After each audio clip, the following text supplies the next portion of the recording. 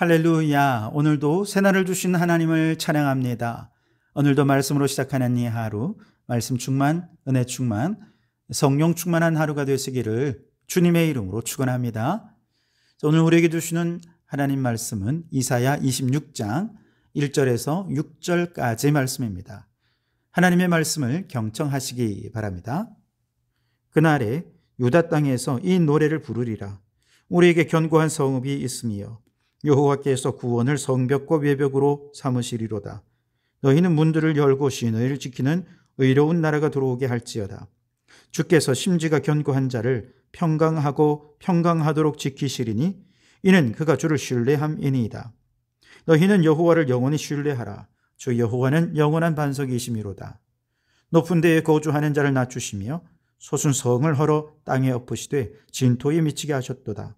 발이 그것을 밟으리니 곧 빈궁한 자의 발과 궁핍한 자의 걸음이리로다. 아멘. 자, 오늘도 이 말씀을 통해 우리에게 주신 하나님의 음성을 듣게 되길 바랍니다. 이사야 24장부터 27장까지는 이사야서의 소묵시록이다라는 별명을 가진 부분입니다.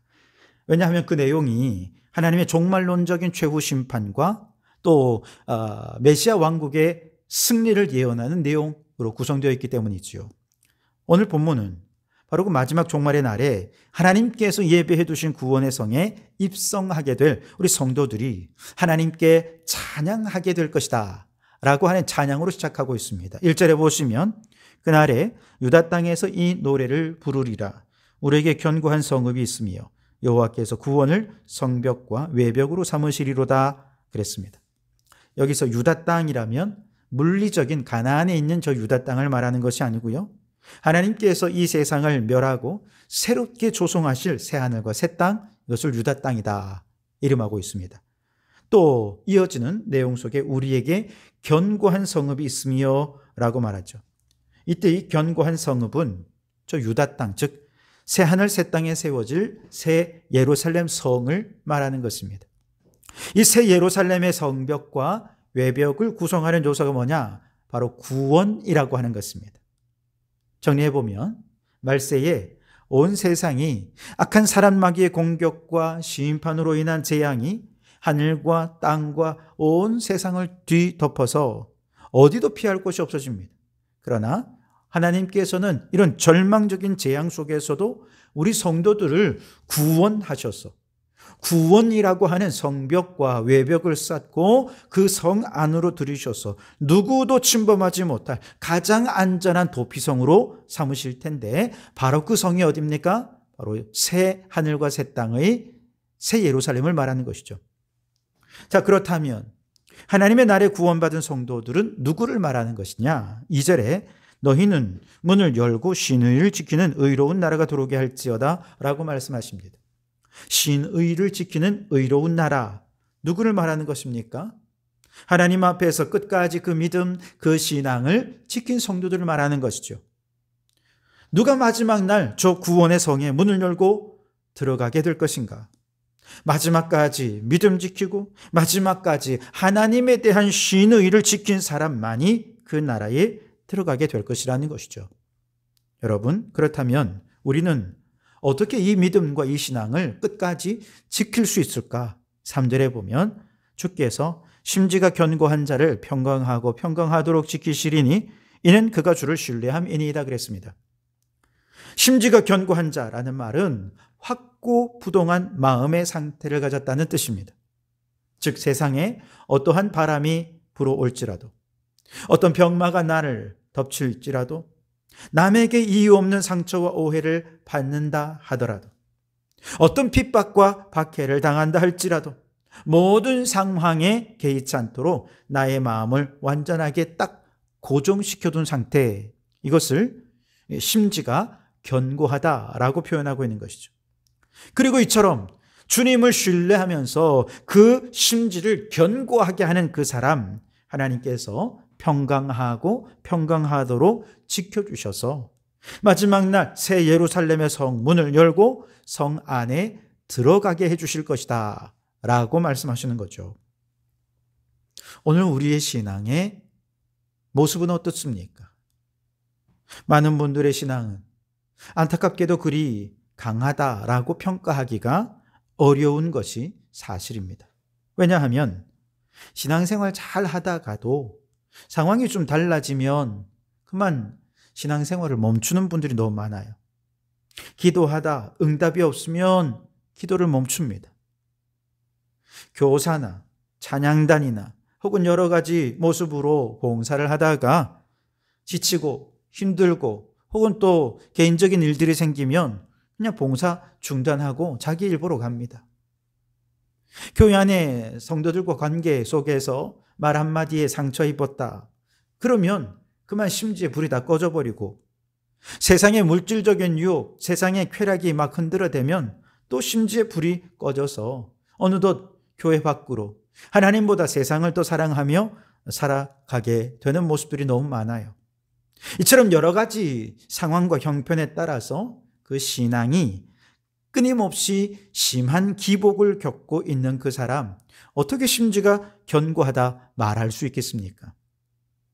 견고하지 않은 심지로는 마지막까지 신의를 지키는 의로운 자로 설 수가 없는 것입니다. 그래서 하나님께서는 비가 오나 눈이 오나 꾸준하게 자신의 신앙을 지켜나가는 심지가 굳센 성도가 되기를 원하시는 것이죠. 그렇다면 우리는 어떻게 견고한 심지를 가질 수 있을까? 이와 같은 견고한 심지는요, 신앙생활의 어려운 세파를 겪을 때 하나님께 더 꽉 붙어 있으면 우리의 심지가 더 견고해지게 됩니다. 고린도 후서 1장 21절에 보면 우리를 너희와 함께 그리스도 안에 견고하게 하시고 우리에게 기름을 부으신 이는 하나님이시니라 그랬습니다. 자, 이처럼 우리의 마음을 견고하게 해주시고 더 불타는 심지가 되도록 기름을 부어주시는 분이 하나님이시라는 거예요. 그런데 그 하나님은 우리를 예수 그리스도 안에서 강하고 담대하게 해주신다 그랬어요. 자, 그렇다면 우리가 심지를 견고하게 하려면 어떻게 해야 되느냐? 바로 고난 중에서 예수 그리스도의 십자가를 붙잡는 것이죠. 어떤 어려움 당하더라도 딴 데 쳐다보지 말고 믿음의 주요 우리를 온전케 하시는 예수 그리스도를 바라보는 것입니다. 그리고 버티는 것이죠. 주님의 십자가만 꼭 붙잡고 그분께 밀착되어 있는 것입니다. 그러면 어느 순간 우리의 영적인 심지가 견고해지게 되는 것입니다. 로마서 1장 11절 말씀에 내가 너희 보기를 심히 원하는 것은 무슨 신령한 음사를 너희에게 나누어 줘 너희를 견고하게 하려 함이니 그랬습니다. 여러분, 우리의 심지가 견고해지려면 어떻게 해야 된대요? 신령한 은사를 나누어 받으면 된대요. 다시 말해 은혜 받으면 된다는 것이죠. 하나님 말씀 속에, 기도 속에 우리가 늘 은혜를 공급받는 거죠. 하나님이 우리에게 은혜를 공급해 주시는 은혜의 통로가 바로 말씀과 기도이기 때문에 그렇습니다. 마태복음 7장 24절 말씀에 보면 누구든지 말씀을 듣고 행하는 자는 그 집을 반석 위에 지은 지혜로운 사람 같아서 비가 내리고 창수가 나고 바람이 불어도 무너지지 않는다라고 말씀하고 있습니다. 무슨 뜻입니까?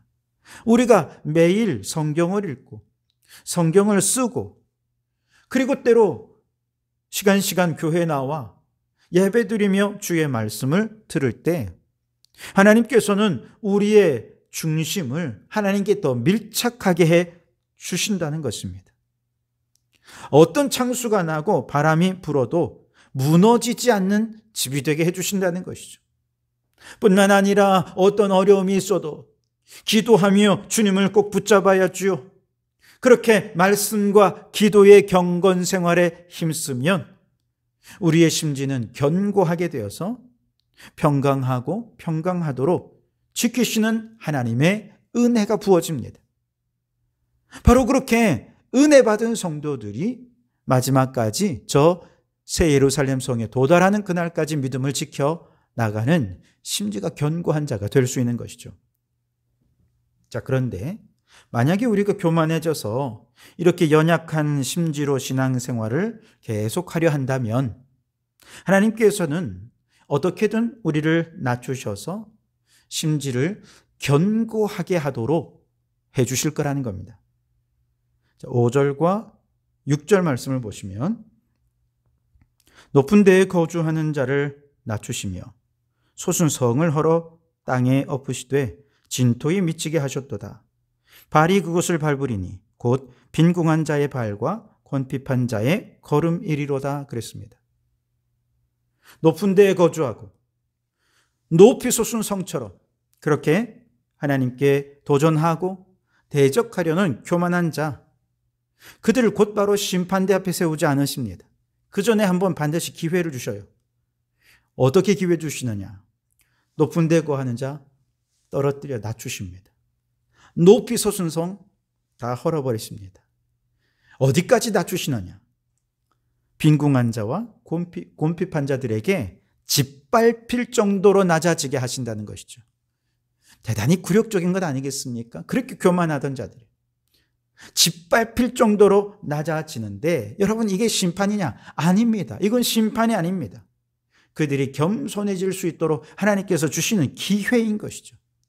만약 이 기회를 깨닫지 못하고 이들이 그렇게 짓밟히고 낮아졌음에도 불구하고 겸손히 하나님의 은혜를 구하지 않는다면 그들은 빈궁한 자들의 발에 짓밟히는 그 자체가 영적 패배요, 절망이요, 심판이 될 것입니다. 그러나 바로 그때 그들이 깨닫고 겸손히 자신을 낮추어 다시금 하나님께로 돌아오게 되면 그 짓밟힘을 통해 그들의 심지는 더 견고해지게 될 것이고, 그 견고한 심지로 주님 주시는 평강을 힘입고 마지막 저 새 예루살렘에 함께 들어가는 최후 승리의 기쁨을 누리게 될 것입니다. 우리는 보통 하나님을 경외하는 겸손한 의인들은 이 악한 세상 가운데서 교만하고 불의한 세력들에 의해 늘 손해만 보고 늘 당하기만 하고 짓밟히기만 하고 고통당하기만 할 것이다 라고 생각하지 않습니까? 그래서 아이고, 예수 믿는 것은 내가 손해나는 일이야.